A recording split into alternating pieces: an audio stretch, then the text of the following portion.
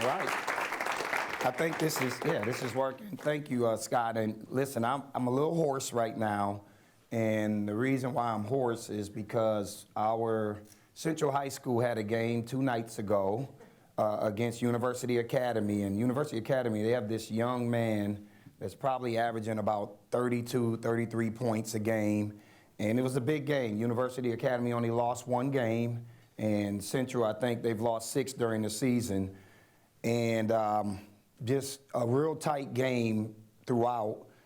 Whoever won that game won the districts, and now that Central actually won the game, they're in the final 8 now in the state. So if they win tomorrow, they play tomorrow at 2:45 at Blue Springs High School, I think against a high school from Monroe, maybe. But if they win that game, then they're in the Final 4 in Springfield, and what we're hoping is, just like the Chiefs, that we will have the ability to bring a state championship through the Kansas City Public School District to this city. And right now, Central is our greatest hope. We have 2 other teams remaining. Lincoln College Prep girls play tonight. They're the #1 seed, so they're playing in the district championship at 5:30 at the IL Fieldhouse across from Southeast High School. And in Lincoln boys, my son actually plays on that team. They play for the championship tonight at 7 o'clock. So there's a lot of things to be excited about just from that whole extracurricular aspect of our school district. So I probably won't have a voice come Monday because I have a lot of cheering to do tonight, tomorrow, and then try to recover on Sunday. But I want to thank Scott again for agreeing to allow for me to come in here and speak with you all. I also want to give a shout out to Nate Hogan, one of our board of directors. Nate and I, and I'll just say this, and I think everybody knows that we hit it off from day one. When he was making the decision to run for board, he said, you know, I'm looking to run for the board because I believe in you and I want to be a part of helping you help us improve this city as a whole. And so I treat Nate as a thought partner. I think he's a brilliant guy. His background and my background are very aligned, very aligned. We have gone through pretty much all of the similar things that a number of our kids that show up are experiencing right now, whether it's being homeless, whether it's dropping out of school, whether it's being written off, or in essence, in some cases, born to fail. And I'm working on a book right now, and that's actually the first chapter in my book called Born to Fail. But it talks about, you know, being born into a system that is by design, designed to not allow for you to succeed. And that's a whole nother speaker series that I'll come back and have a conversation with people on and back it up with facts based on what I've learned, at least in this role as an executive in the last 3.5 years that I've been here. But for our district right now, you know, we talk about this workforce readiness piece. And I think I want to give you a little bit about what we're doing with workforce readiness and give you some of the vision of where we're going. And then I want to talk a little bit about overall where we've been and where we are at this point as a school district, because there's a lot of things that's not out in the community that I think would make you all proud to hear that will help to eliminate some of the negative perception that people still tend to approach us as a district from 10, 15, 20 years ago. But I'm very committed to workforce readiness. I went to our board, and this was their first budget, and I said, listen, we feel good about the instructional framework that we put in place in our school district. We use the Richard Elmore Instructional Core, and we've redesigned our curriculum.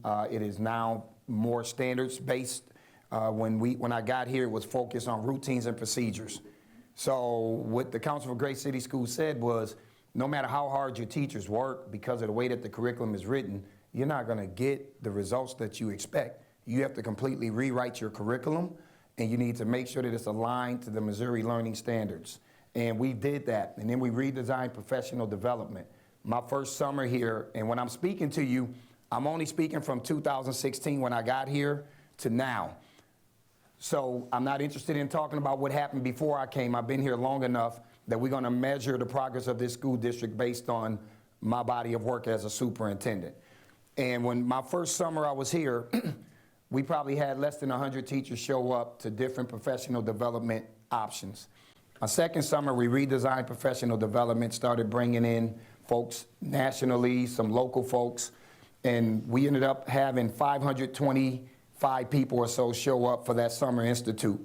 Last summer, we had over 800 of our 1,000 teachers show up. So that meant that it was good because by word of mouth, teachers went and started talking to other people, you need to come to this PD. This summer, because of how we work in our negotiations, worked our calendar, every single teacher will get that experience because it's built into our collective bargaining agreement. So now it will be mandatory that everybody attend and get this type of professional development. And what we see is that by building out the curriculum, writing, doing the PD the way that we've done it, having an instructional framework, right? Not just doing it for the sake of doing it. We have seen our district make progress since I've been here. We have closed gaps against the state 2 consecutive years in a row in reading and math. We received exceeding expectations for student growth in super subgroups, African American kids, Hispanic kids, based on in reading and math. So we're very proud of where we're going. Science, we significantly, everybody regrets because it's a much harder test. We didn't fall as far as the state did in both proficient and advanced rates or the Missouri Performance Index. So we're academically solid. Now that I have a framework that we can start building stronger students that will be able to handle the workforce readiness courses that we want to build out, that's where we are now. So I have a team now of about 4 or 5 people. The board approved for me to add 3 additional teaching positions, or FTEs. And so now we're writing our curriculum out for these pathways that we want our students to engage in. We've surveyed our students. We're working with the business sector around some of these internship opportunities, externship opportunities. We're working with Kaufman as a part of this real world learning initiative. And because of the work that we're doing, I was fortunate enough to have been selected to serve as a thought leader at a panel session at the National Superintendents Association conference a month ago, where we were able to talk a little bit about what the district is doing and how we're building our program out. So a couple of outcomes already. We have at East High School about 1,100 students. Every single one of those students are in a pathway. Now you can easily offer pathways because we have the SIG grant, Student Improvement Grant there, but they also have a large enough student population that it allows for us to hire the type of teachers that we need to give these students a robust elective offering. When you have a bunch of small schools, it's a lot harder. When you have schools where the enrollment is 500 or under, you just do not have the ability to offer those types of elective courses, which means then we need to build out manual tech. And we need to make sure that those 12 or 13 career pathways that we have, are they relevant? Do they matter at this point? Are we going to have students graduate into a market that will accept what we're doing right now? So we're looking at all of that. So 2 things that we've added, 3 things. We've added digital marketing, which is great. It's something that a lot of districts have. But we also added what is called a wastewater management program. It's the first program in the United States of its kind. We've got the first 2 students in the country to get their endorsements in wastewater management, working with the water company here in Kansas City. Those 2 young men will graduate and already will have job offers based on this endorsement. First district in the country. The other thing that we started from a real world learning standpoint is called the Cardinal Cafe. We took our digital marketing group of students along with our culinary arts students, and they got together and they collaborated and brainstormed around how do we market, how do we design and market and open up our own cafe. And it's at Manual Tech. It's open on Tuesdays and Thursdays. They make some awesome lattes and mochas and coffee. I had an opportunity to try it on the first time, and I'll be very clear with you. I spent $4.25 or $4.75, took a sip of it. This was before the actual groundbreaking, and I said, hey, this is terrible. And gave it back to the students, said, y'all need to fix this. Nobody's gonna be buying this stuff. And so, yeah, I'm very honest. Nate knows that. I'm very honest. I said, nah, this is not good. So, kicked it back to them. A couple months later, you know, they worked on it, came back, awesome. They make salads. The salads are phenomenal. They make their own croissants, their own muffins, all of those things. They're running their own little business. And it's open on Tuesdays and Thursdays at Manual Tech. But in our design, we didn't think about the customer experience from a parking standpoint. So the problem is you have to park across the street and then walk across the street to get into the school to get to the restaurant. So we got some things that we have to work on around just making sure that the experience is a great experience, but that's part of the learning process. And we're proud of what we're doing right now in our school district as it pertains to that. We have a framework now. We've created a theory of action for how we're going to develop these pathways. That was interesting. Bird just hit the window. And we have our theory of action. We have our theory of action now kind of mapped out. In fact, we hired Kelly Waiter here. We got her from Lee Summit, and she's probably, I would say, the top marketing communication officer in the state, because you also serve as the president of the whole organization for the state of Missouri, MASPRA. So we got a great person that came in to work in our district. But one of the things we did when we interviewed the finalists for her position, each of them had to take our theory of action and they had to bring it to life. So she had to do a presentation on how would you market this? How would you help us get students and parents engaged and wanting to be a part of this program? And so she ended up doing the best presentation around how we would live this theory of action out, and that's why we ended up hiring her. So we took something that we knew, we're on the front end of it, and we said, okay, who's going to be able to help us really play this out later on down the line? And we made it a part of the interview process, and it worked well. And so that's kind of where we are right now from a real-world learning, a career technology, a pathway standpoint, and we feel good about the direction that we're heading in right now. As far as the overall district, the health of the district, financially, we're pretty healthy. We are inefficient, and I think many of you work in businesses or own your own business. The goal is to be as efficient as we need to be. And right now, in this educational ecosystem, we're just not. We have so much choice, and I tell people I'm a fan of choice. I mean, I did teaching and worked my way all the way up through the system when I was in Houston Independent School District, and we have charters and all of that has been a part of my life. So I actually have no opposition against that, but we're very inefficient here in Kansas City. And that has created a number of small schools. And to me, in my opinion, for some parents, that's great. They want small schools. But that experience for our kids, the experiences that kids get out in Lee Summit and Blue Springs and North Kansas City, it's not available, because when you have small schools, you can't have theater, right? You can't field, in some of our schools, you can't field a football team. A couple of kids get hurt, and we're having to forfeit playoffs because the schools are so small that you can't field a team. And so the experience for our kids gets shortchanged when you have inefficiencies like this. And so what we said was, let's try to eliminate this line in the sand, and let's try to figure out how can we work with the charters. And so we did that. We started an ed collaborative. We hired a position, a person that could help bring us together. And we've done a couple of things. We've partnered now on food services with some of them. Some of them entered into an MOU with us to send their kids to our manual tech to do those pathways. We're looking at shared transportation with some of them, because what we found in our study was that we were spending a whole lot of money on operational things.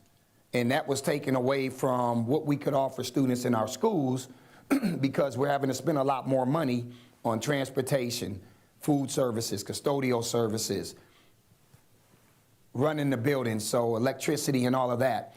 So we're starting that work now, working with charters to the best of our ability. And you know, as future business leaders in here, there's also leverage points that both sides have. And I'm not giving up everything, right? I mean, I got to be able to compete against you, and I don't have a problem. You can get mad and say, well, this is not the spirit of collaboration. No, there are things we can collaborate on, and there are things that you're not going to give up, and there's things I'm not going to give up, because we still are in a competitive market. And I think it's okay to say that. And so we're moving in on that continuum to make the system better for kids. But I created this proposition. If you're going to partner with the school district, it should be 50% gain for KCPS, 50% gain for charters, 100% gain for students. And that's just the bottom line.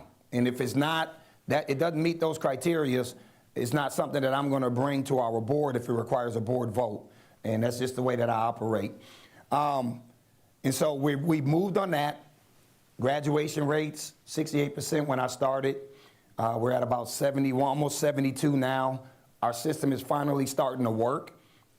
This is what I do. I do graduation rates, and I know how to build systems. Our system is starting to work now. We are anticipating anywhere between 75 and 78% this year, because we started tracking our cohorts. Reality is, we should never have been at 68% when I got here. We did not have a system in place. We had kids that were in college on the front page of newspapers, that had graduated from other schools, but were coded as dropouts in our school district. So I've told people our graduation rate, because of the lack of having a system, has always been lower than what it should have been. But now we have a system. And so we think that we're going to see some progress there. I hired an attendance officer that's doing a great job of helping to work with us on attendance. That is an Achilles heel right now for me. And so we need support in that area. But we're moving on that continuum. I'm sorry, folks. I'm struggling. Can you get some water? Please. I'll go get you some water. You got it, April? Thanks. And then so we're doing great in that area. And I think at this point, it's more about also giving our kids that fair and equitable experience around dual credit, advanced placement, increase in IB opportunities. And we've done that. We entered into a strong partnership with a company to start Avid. And we saw about 117 more students sit and take an AP exam last year. And starting with our ninth graders, adding AP Human Geography. We had high schools that didn't even offer an AP class. So depending on your zip code, those kids that have the ability to take the rigorous courses, those students never even had an opportunity to do it.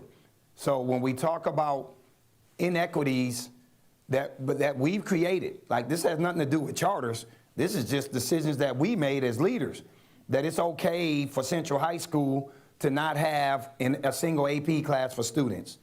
That's unacceptable. Every high school now offers, at minimum, AP Human Geography, AP World History. Next year, that will be moving to AP US History. But most schools now offer, at minimum, 4 AP class offerings to our students. And all of our students can do it. But I think the piece that we run into in this district is, I think people get empathy and sympathy, they get confused on both, right? And the sympathy piece is what has killed urban school districts in this country. Because, oh, poor baby, you don't have a daddy, or poor baby, your mother's going through this. Well, I'm gonna, we're gonna take it easy on you. We're not gonna hold you accountable. And that type of deficit mindset, that type of thinking will never allow for a community that has either been oppressed, marginalized, or shut out of whatever dream, Kansas City dream, American dream. They'll never be able to get off their knees when we have that kind of mindset. We can empathize with them, right? Okay, I understand what you're going through. You don't get to use that as a crutch as to why you can't come here every day and work hard. And that's the mentality that I'm trying to bring to this school district because of my background. I mean, I shouldn't be here, at least if you go by zip codes, I shouldn't be here speaking to you all. I'm the only one out of 8 in my whole family to make it past the 9th grade. but I'm here because there were positive adults that came into my life and they helped me on my journey. And most of these people were not related to me. And that's what I talk about. This community can do so much more. Instead of approaching situations through a deficit lens, how can I be a part of the solution? How can I give some time? And let me go find a kid that might be interested in wanting to be an entrepreneur one day or an executive one day. And let me just maybe go find me a kid at Southeast High School that I can mentor. Like when I leave here, I'm going to do my mentoring program. I'm about to meet with a bunch of young men, and we're going to Grand Street Cafe to teach them etiquette on how to eat. You know, nobody ever taught me what fork you're supposed to use and all of that kind of stuff. I get on a cruise ship, I'm just savage, you know? Nobody ever taught me that stuff. Nobody ever taught me that I'm supposed to ask the father permission before I propose to his daughter. Nobody ever taught me that. I just proposed to her, gave her the ring, never called her dad. And that didn't end well. So, I mean, ultimately, you know, for a lot of our kids, they don't have that type of support. And it's not that parents are just absent. Some of these parents have to work multiple jobs to make ends meet. They just can't be present. We had a young lady that went to Dillard, and we helped her. We found some money for her, got some volunteers to help us. She's a freshman this year, and we got her a plane ticket to fly from here to Dillard University in New Orleans. We didn't know. She gets to the airport in Houston, her connecting flight, she missed it. And she missed her connecting flight because she had never flown a plane before. And she was sitting there and she was waiting to hear if somebody was going to tell her, you need to get to this gate. She didn't know to get off the plane and go look on the screen and look at the connecting gate. She had no idea. So she missed her flight and had to sleep in the airport overnight. And then we worked to get her on her flight the next morning, which backed her up with registration and everything. But it's those little soft things that they don't know. My kids, my daughter is 17, my son is 16, and I have an 8-year-old. My 16 and 17-year-old, they have all flown on their own. They have flown on their own. They know how to do this. But my resources allow for them to have those kind of experiences. Our kids need those kind of experiences and opportunities, and this is a reason why we said from an equity standpoint, we're not going to be in a situation where because you are poor, you don't have the ability to go and take a trip to Memphis, right? Because the only people who can go are the ones who can afford to pay the fee to go, or you want to go to Japan, but you don't have enough money, right? We do those kind of trips. So we've made it very intentional that we're going to put money up for students so that their economic status doesn't become a barrier as to why they can't get those rich experiences that kids like mine can get. Because my wife and I, we can pay for our kids to do club basketball, club volleyball. We can fly them all around the country, and it's not a burden. But for parents like mine who were poor or weren't in my life, those kind of things just simply were not possible. And so you're always behind the 8 ball. So how do we work together to get this experience accelerated for students much earlier? And so it's a lot of those kind of things that I find myself having to grapple with as people approach what's happening in our school district, and then people not understanding that our school district has been making some significant progress even before I came. It's been making significant progress for these students, but it won't go as far as it needs to go if we don't have full-blown mobilization of this community, saying that what's happened in the past is no longer acceptable. Easter truths shouldn't be written off, shouldn't be written out of the Kansas City dream, because it is right now. It is right now. And that's unacceptable. Lack of economic development over on that side of town, trees that are dead, grass growing up in between the cracks, I live in Hyde Park. Trees dead in front of my yard. I kept cutting the yard. I'm like, damn, every time I come out here, it's twigs. I just don't know whether, I didn't know whether it was dead or not. I knew something wasn't right because I'm having to constantly move twigs. I come one day, there's orange spray paint on it. I go up to my door, there's a sticker. The city has determined that this tree is dead. We're gonna come on this date and we will cut it down. Now, I've seen a bunch of dead trees going up and down 32nd, 33rd as I'm headed to Central. They still there.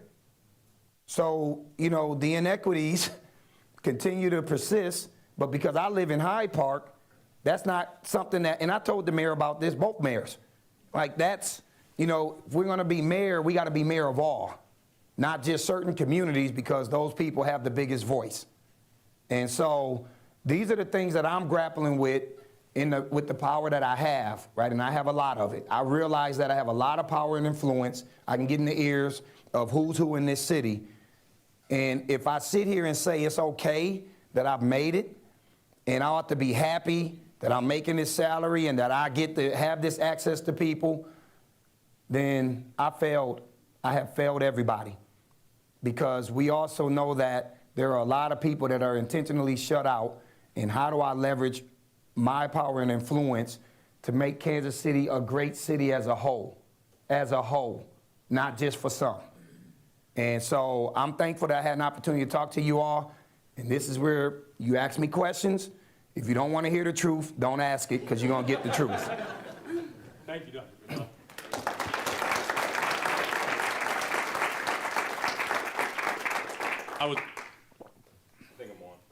I was always a fan of Inside the Actor's Studio, and so this is your classroom. So, right, there's something James Lipton would always say. So, you raise your hand, we'll come around with the microphone and answer. You guys can, Dr. Bedell, give you a straight answer.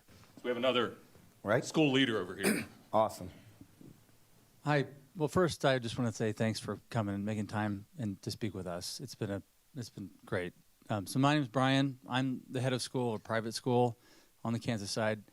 And at the beginning of your talk, you talked about resource allocation and teacher training and that sort of thing. And I'm constantly staring at spreadsheets and trying to determine what resources to allocate to what programs, just like you do probably.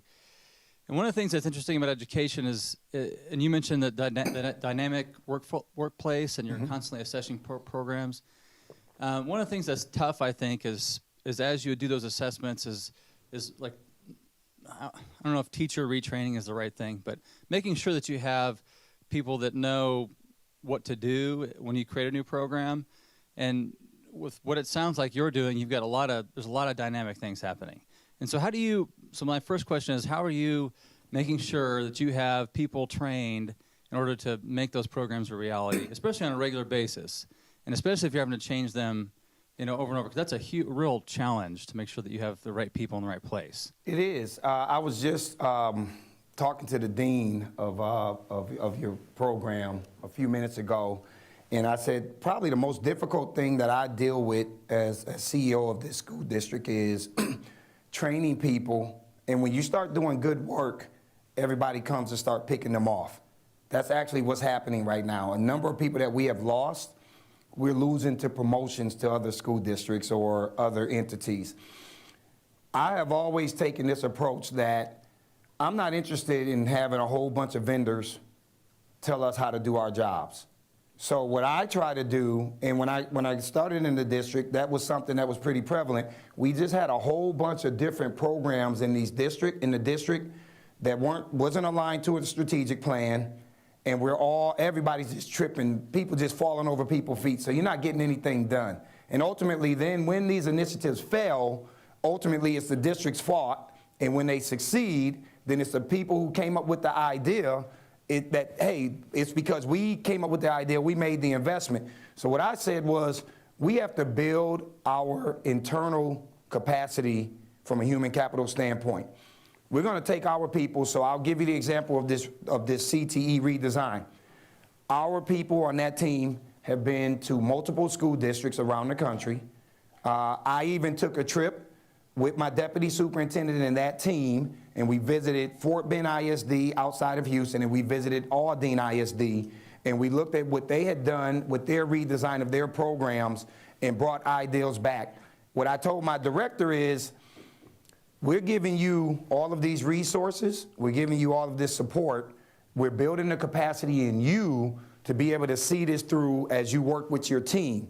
And so what we try to do is train our own people internally, give them the skill set so that they become trainers of everybody else in the system, rather than just bringing a bunch of outside people from outside the state to come in and lead the PD. So we do a lot of capacity building internally.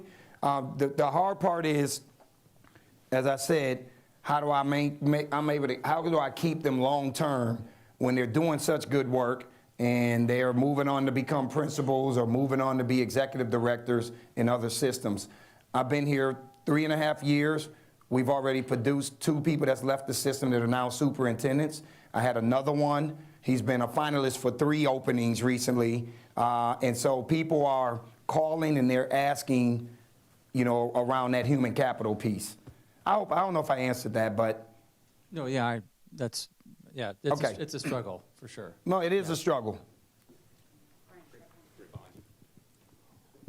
Hi, I'm Tammy Greenberg. I'm the CEO of Ronald McDonald House Charities. Thank you so much for coming. I echo Brian's thanks. Really terrific. Thanks for your candor, your truth-telling, your inspiration. Here's my question. You're 3.5 years in, and you have these really great successes that you're pointing to now.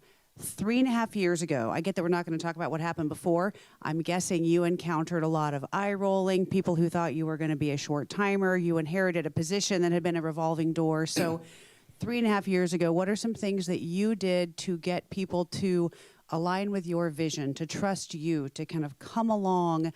Again, now you've got successes to point to, but when you were at the beginning, how did you get people to believe you and come along with this plan? The first thing I did was I enrolled all 3 of my kids into the system. And somebody had said that was the first time in 16 years that a superintendent had enrolled their own kids in the system. So that was number 1. And because I did that, it saved me right from the beginning. Because when I started, we had that school bus debacle, the first day of school, where buses didn't pick up a bunch of kids. And then I'm, at the end of the day, at Lincoln College Prep, because I had to pick up my high schoolers, and I'm media all around me, and this is what they said, you know, what are you doing about this, right? And remember, I just started, so I'm like, well, I'm trying to fix it, right? But one of the things that saved me, I think, is when I said to the media, as a professional, I'm very disappointed, I'm very embarrassed at this rollout. But as a parent, my kids didn't get picked up. That's when everybody knew it was bad, when the superintendent kids didn't get picked up. But I think that shared with everybody in the community that, man, he's superintendent, but he's a regular parent here.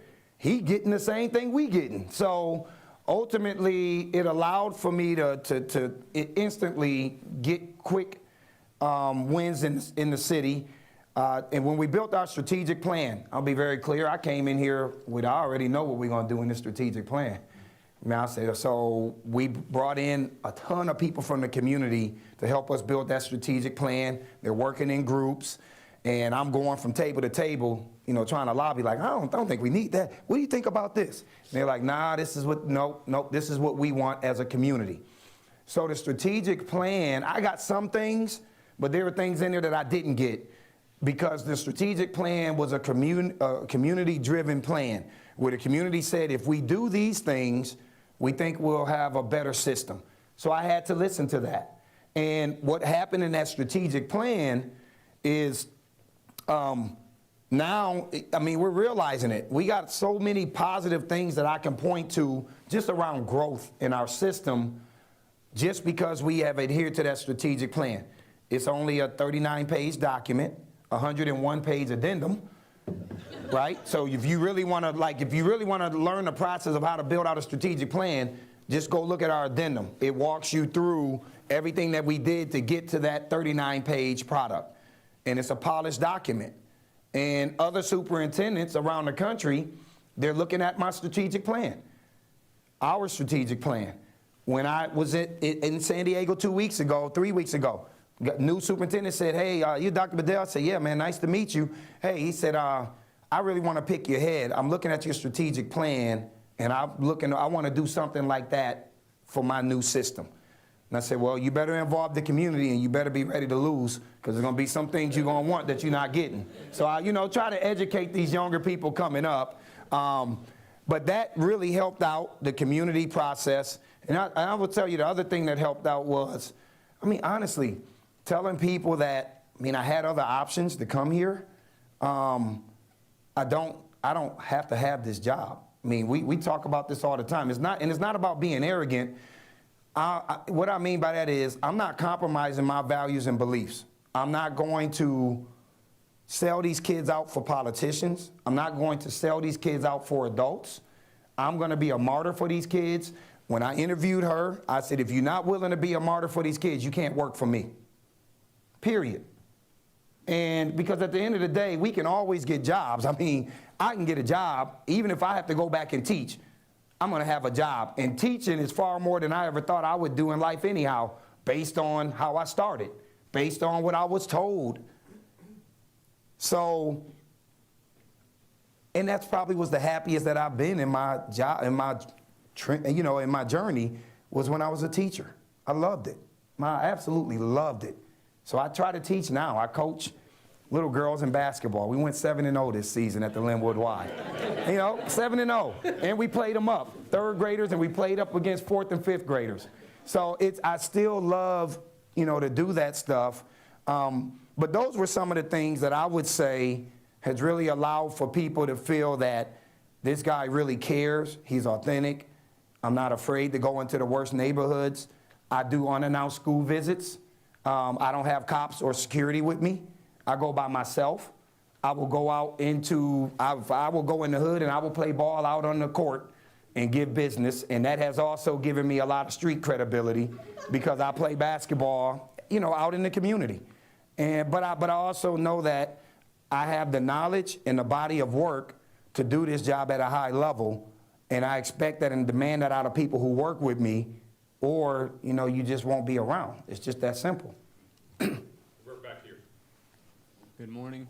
Good morning. Good morning. Thank you for being Good morning. here. Clearly very passionate about what you do, so thank you.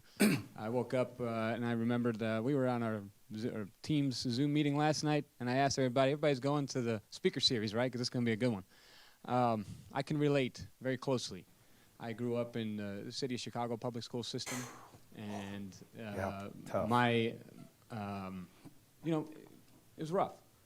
My closest peers know this, but my father, he spent my entire life in prison. My mother, to this day, is still a street crackhead. I visit her still at the back alleys of Elston and Albany. That was our life. So I was fortunate through a very great and solid mentor to be pulled out, and then through the military. And that's sort of how I survived. And I went back and I brought my family back through, paid for their schooling and so forth. So one of the things that I learned along the way, a specific skill set that's really very important, I think, that majority of school systems in the country are not intentional about teaching, and that's, you touched on it, soft skills, right? You can get all A's and still flunk life. That's correct. And so, I find, I'm sure I speak on behalf of the class here when I can tell you we spent a lot of time talking about emotional intelligence. And so we did a little activity where identify your challenges that you're facing in the business, and majority of those challenges they weren't technical, they were EQ challenges, if you will. And so I guess my question to you is, what are you doing to be intentional about teaching resilience and mental toughness in the school system? And sort of to caveat that, sir, are you familiar with the Education Summit coming up on the 4th, the Global Alliance Education Summit happening at World War I Museum? So they have five breakout sessions there. Community relations, curriculum transformation, discipline redesign, and then human resources. But the last breakout session, this is just a caveat, is where 75% of the registrants have signed up for, and it's social emotional well-being. And so I find that incredibly interesting, and so I'm really interested in what you all are doing on that front, right? How do we get the kids to sort of forget, right? How do you draw that line and leave what's at home so that you can focus on development. And you reiterate that, yeah, we're teaching you getting A's, but we still don't want you to flunk life. Yeah, we're I think in that area we're doing a lot of work. We have our student support team that's working hard to work with some of our schools, and some of it is, around trauma-sensitive schools, but also some of our schools we're working on Center for Conflict Resolution and teaching kids how to be able to cope when they're going through difficult times, how to react. And so conflict resolution, all of those kind of programs are programs that we've started over the last 3 years. We recently received a grant for almost $2.6 million, VOCA grant, that also allows for us to provide further professional development, helping our people to approach our students through that resiliency lens.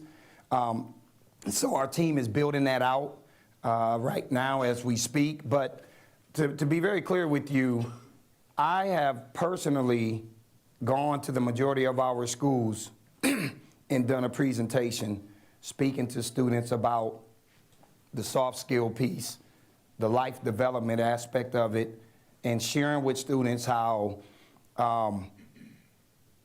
going through some of the stuff I went through, and now I'm an example for all of you, that you too can overcome that, and here's how you need to deal with some of the coping mechanisms and those kind of things. You would be amazed at how many students, after I finish speaking, will line up just wanting to have one-on-one conversation about, that's something I'm dealing with right now. It's good to know that you went through this. What else did you do to navigate through that? I was talking to some of the kids at Central High School, is another example. We got a young man that just transferred here from Texas. A heck of a basketball player, will probably go play Division I in a smaller school, but he's been bouncing from home to home to home. So I'm getting my therapy yesterday, because I do therapy once a month, just to make sure that I'm in order mentally. And the therapist was telling me that he had spoken to this kid, and as I'm sharing with the therapist some of the stuff I had gone through, he's like, man, this is the stuff that these kids need to hear. And I want to get a little small session with several kids over at Central that's right now living through being homeless or mother or dad on drugs or absent. And so I've been very intentional I went through all of our secondary schools already. This year I probably did about 7 or 8 elementary schools where I'm working with 4th, 5th, and 6th graders. But we also are going to continue through our student support division, our student support services, to really maximize that grant to help us in that area, to work with our kids around that, just the life development. Our strategic plan under goal number 5 is preparing students for college, career, and life. So that life aspect is that piece that you're talking about. How do we prepare them to be able to graduate and be able to deal with a real world that in many cases may be cruel to them, but that they can still navigate through that. And there's ways that you have to go about doing that, and there's ways that you have to show up in order to meet with success to get to where you want to get to. And that's just the way the system operates. Dr. Bedell, we're right here, and then I'll get over to that Okay. slide next. Thank you for coming, Dr. Bedell. I have been a huge fan ever since you came here. I'm Starla Brennan. I'm the ED at Amethyst Place, and we provide housing for mothers in recovery. Over 60% have lost custody of their children, and so while they're with us, then we reunite them.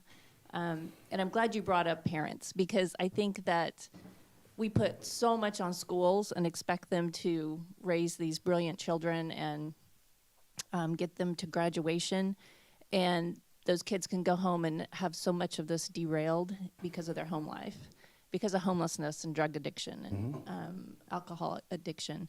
And I'm just wondering, and I say we don't want to put more on the schools, and yet you are the connector in the community. And can you speak to how you reach parents? I know it's so hard to involve them because they are handling multiple jobs, and to do something at school is just over and above what they can physically do. but it's also so important, critical, really, to the success of a lot of these kids. And do you have you added that to your plate of how can we engage the parents more and even help the parents along that skill development path? Because, like you say, I mean, they grew up in this area and they're suffering from the environmental factors that you've mentioned. Yeah, I would have to collect data on that. I don't have quantifiable data right now, but we did launch our Parental Empowerment Institute this year, and it's housed over at Central High School, and it is basically a resource room for our parents. We've actually created a full wing of supports at Central High School because that is the community where we have our highest eviction rates, we have our highest rates of crime, we have extreme poverty that exists over in that feeder pattern. So at Central High School, we've started Justice in Schools. We got an award for that, first district in the country to do that, where we have legal aid will come in and provide free legal support to our families that are being wrongfully evicted, because that impacts mobility.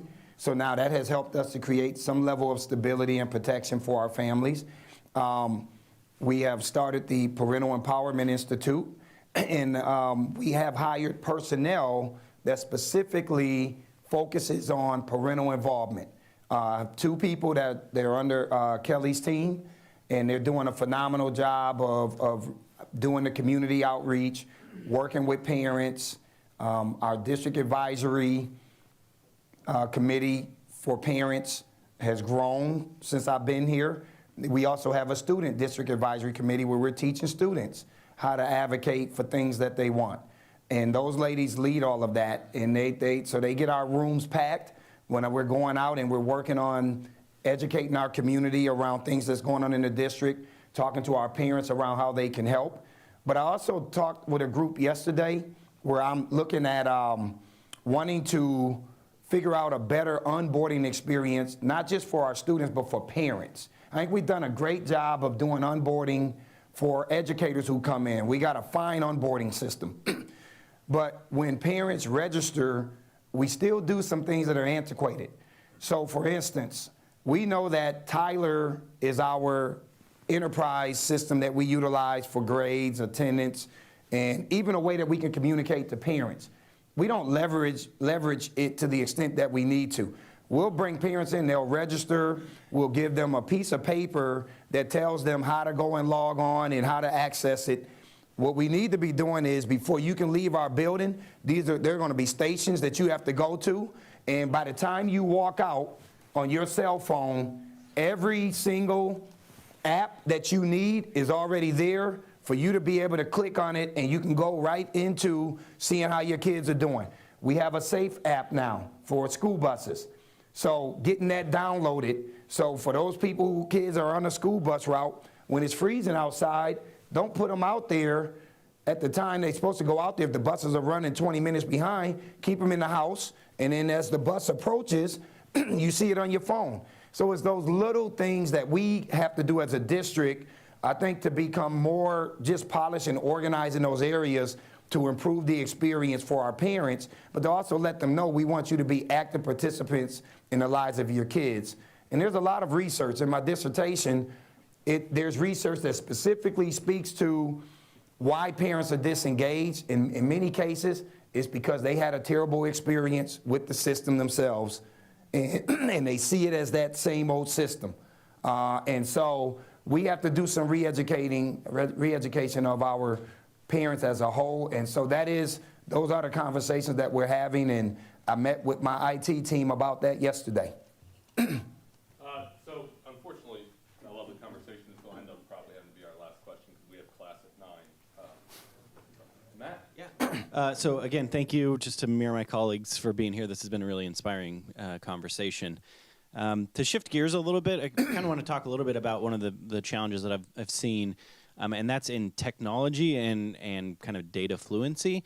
One of the challenges I think that is particularly impactful on marginalized communities is that the technology industry is already changing so quickly that things that we were taught 10 years ago are kind of obsolete. So that, coupled with the challenges that you've already talked about for marginalized communities, what are some of the conversations that you're having with your board or with your teachers about how to address that kind of rapidly changing technology climate and how students are learning kind of the most up-to-date information in data, in information science, and that sort of thing? Well, right now we made a $3.2 million investment to basically build out our IT infrastructure in the school district. I learned after hiring my director that we were operating under 15-year-old systems, 2002, 2003 servers and things of that nature that we were still operating under.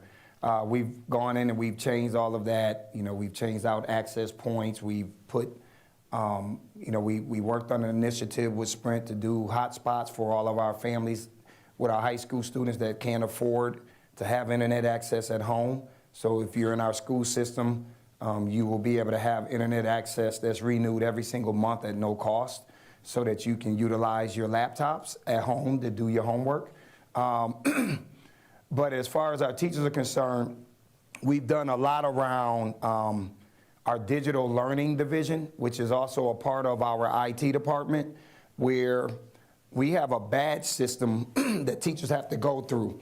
And you can go to our website, it's there, all of these different modules that will keep our teachers up to date on the advancements in technology.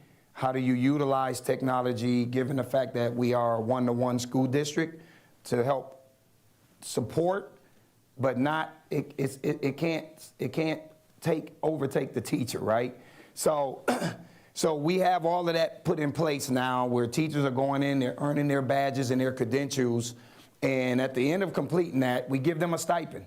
If you've gone through and you've passed the assessments and you've shown mastery in those areas, there's a $300 stipend or something at the end for you completing this whole badge system.